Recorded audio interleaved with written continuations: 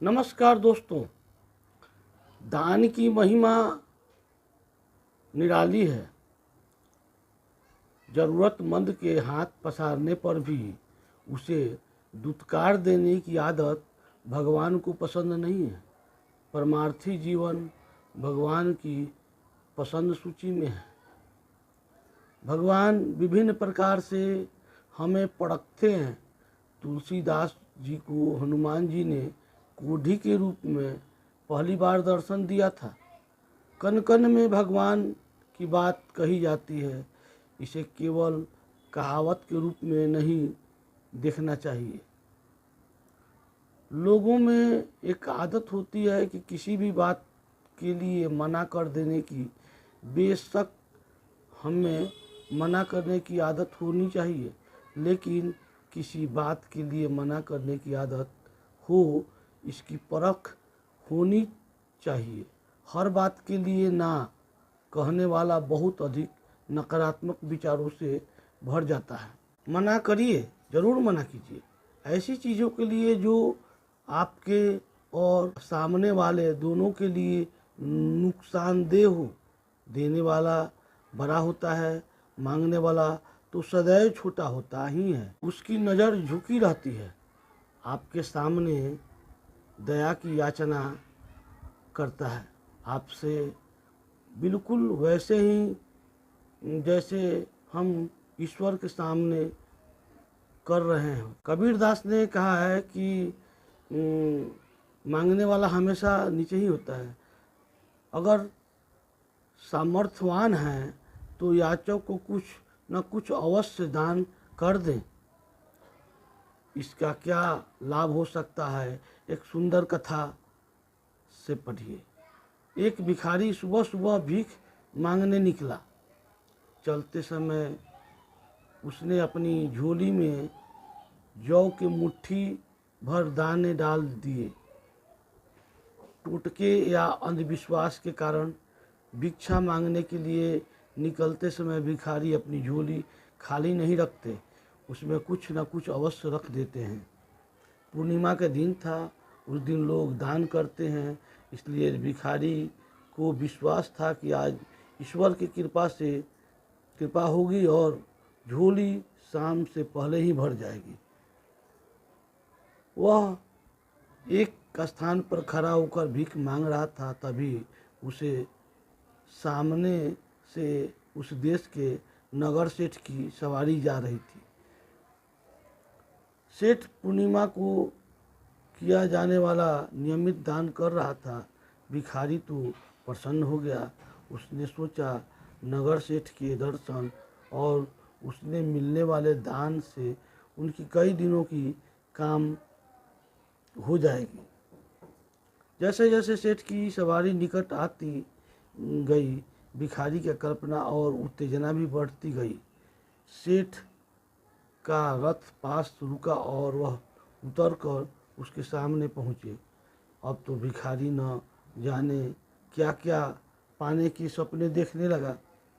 लेकिन यह क्या, बजाय भिखारी को भीख देने से सेठ ने उल्टे अपनी कीमती साल उसके सामने फैला दी। सेठ ने भिखारी से ही कुछ दान मांग लिया। वह प्रतिदिन लोगों के सामने झोली पसारता। आज उसके सामने किसी ने झोली पसार दी, वह भी नगर के सबसे बड़े सेठ ने। भिखारी को यह समझ नहीं आ रहा था क्या करें। अभी वह सोच ही रहा था कि सेठ ने फिर से याचना की। भिखारी धर्म संकट में था, कुछ न कुछ देना ही पड़ता। कहाँ वह मोटा दान पाने की आस लगाए बैठा, कहाँ अपने ही माल में से कुछ निकालने वाला था। उसका मन खट्टा हो गया। भिखारी ने निराश मन से अपनी झोली में हाथ डाला। सदैव दूसरों से लेने वाला मन आज देने की राजी नहीं हो रहा था। सदैव लेने की नियत रखने वाला क्या देता। जैसे तैसे करके उसने झोली से जौ के 2 दाने निकाले और सेठ की चादर में डाल दिया। सेठ उसे लेकर मुस्कुराता हुआ चला गया। हालांकि उस दिन भिखारी को प्रतिदिन से अधिक भीख मिली, फिर भी उसने जौ के 2 दाने अपने पास से गंवाए थे। उसका मलाल सारे दिन रहा। बार बार यही ख्याल आता था कि न जाने क्या हुआ, सेठ को देने के बजाय लेकर ही चला गया। आज सभी भिखारियों को दान दे रहे हैं, वह उल्टा ले रहा है। कैसा जमाना आ गया। अच्छा हुआ मैंने जौ के 2 दाने ही दिए, मुट्ठी भर नहीं दिए। यही सब सोचता हुआ वह घर पहुंचा। शाम को जब उसने झोली पलटी तो आश्चर्य की सीमा न रही। जो जौ वह अपने हाथ से लेकर साथ लेकर गया था, उसके 2 दाने सोने के हो गए थे। जौ के दाने सोने के कैसे हो गए, और हुए भी तो केवल 2 ही दाने क्यों, पूरे ही हो जाते तो कंगाली मिट जाती। वह यह सोच ही रहा था कि उसका माथा ठनका। कहीं यह सेठ को दिए 2 दानों का प्रभाव ही तो नहीं है। भिखारी को समझ में आ गया कि यह दान की महिमा के कारण हुआ है।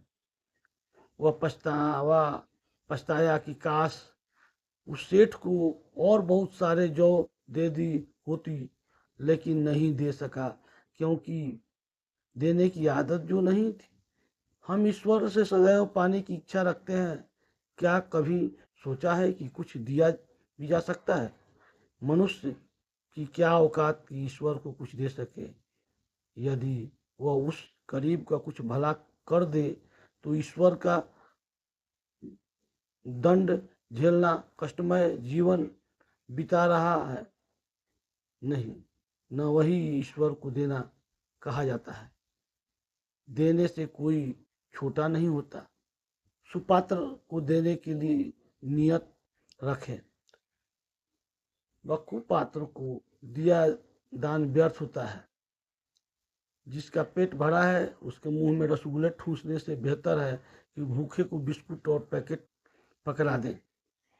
दान से आपके पूर्व जन्मों के दोष कटते हैं। जो ग्रह खराब हो उसका दान करने से उस ग्रह के दोष आपसे निकलते जाते हैं। यदि आप परेशानियों से लगातार जूझ रहे हैं तो सेवा कीजिए। जरूरतमंद की धन का ही दान हो जरूरी नहीं, वाणी का भी दान भी सुंदर दान है। किसी से मधुर वचन कहना वाणी दान कहलाती है। बीमार की सेवा करना रक्त दान, जल दान, अन्न दान, गौदान सर्वश्रेष्ठ दान है। दान देने से पुण्य कर्मों में वृद्धि होती है। दान का फल आपको केवल इस जन्म की नहीं बल्कि कई जन्मों तक भी मिलता है। यहाँ तक कि मरने के बाद भी दिए गए दान का फल प्राप्त होता है। स्वर्ग में स्थान प्राप्त होता है। वही दान दक्षिणा करने से भगवान भी प्रसन्न होता है। दोस्तों, अमेरिका में अभी चलन है कि डॉक्टर के पास दिखाने से डॉक्टर एक पर्चा पर लिखता है कि आप समाज में सेवा करें तो आपको शांति मिलेगी। दोस्तों धन्यवाद। अच्छा लगे तो लाइक कीजिए, सब्सक्राइब कीजिए और कमेंट जरूर कीजिए। धन्यवाद।